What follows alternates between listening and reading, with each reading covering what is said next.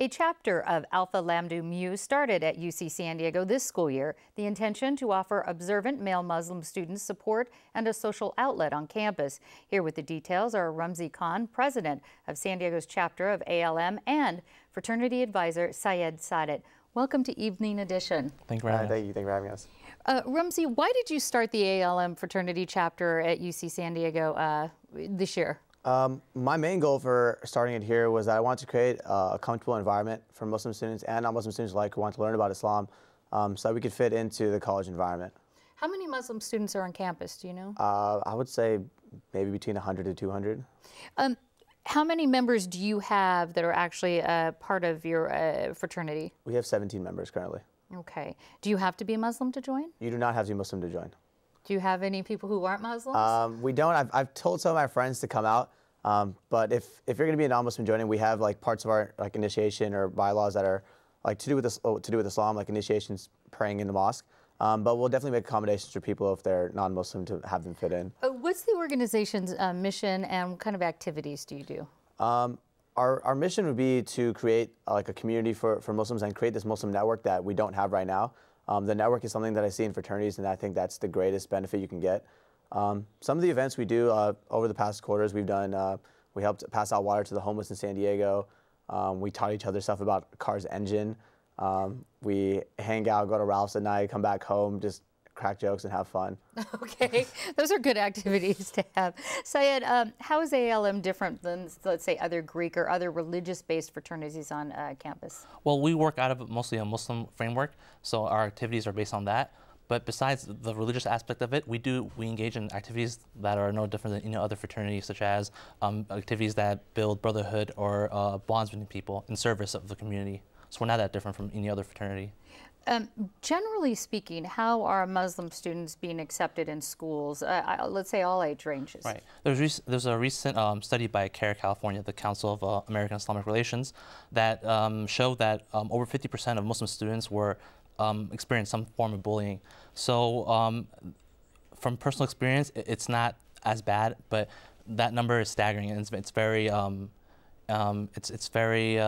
it makes cautious. It makes you cautious, yeah. and a reason for this. And Rumzi, you know, you were talking about some of these activities, but being in this fraternity, how does that help you express your identity as a Muslim and American? I think the best part about it is that the idea of fraternity is such an American thing, and it's something that's been rooted in America for hundreds of years.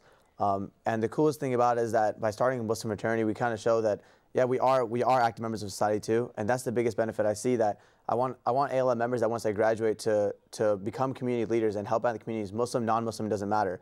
Because if we want to say that we're American citizens, then we should also like give back to our American societies. Why a fraternity over a club? I think the main difference would be that the thing with clubs is that you can't really control who comes to events, and you say like, oh, you can come out. It's like it's your choice. It's like, oh, if I have time, I'll come out to things. The coolest thing about it is that if we have an event, we have 17 guys who are like, we're going to be there.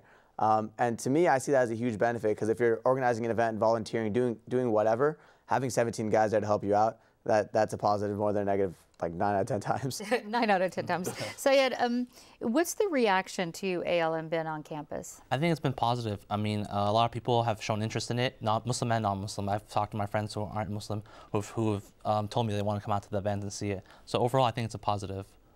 And what about, I know in different places in the country there's Muslim sororities.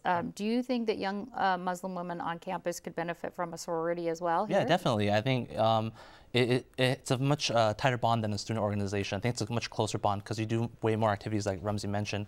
So I think there's a lot of benefit in it. Would that be something that the ALM could help, because you guys sort of led the way to help usher that in? Yeah, I encourage anyone at any university to do so.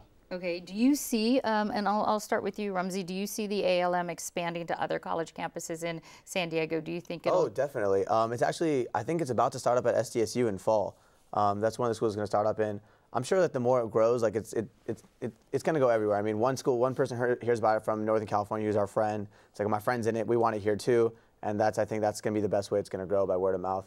And Syed, how do you think it actually reverberates back on people who maybe aren't familiar with Muslim culture, with the Muslim religion? How do you think that it sort of affects non-Muslim students? I think it's a positive because I think everyone gets a lot out of it. Like Ramzi said, it makes the people who are a lot religious way more social, and the people who are way very social a little bit more religious. So I think it's a give and take, and I think it benefits a lot of people.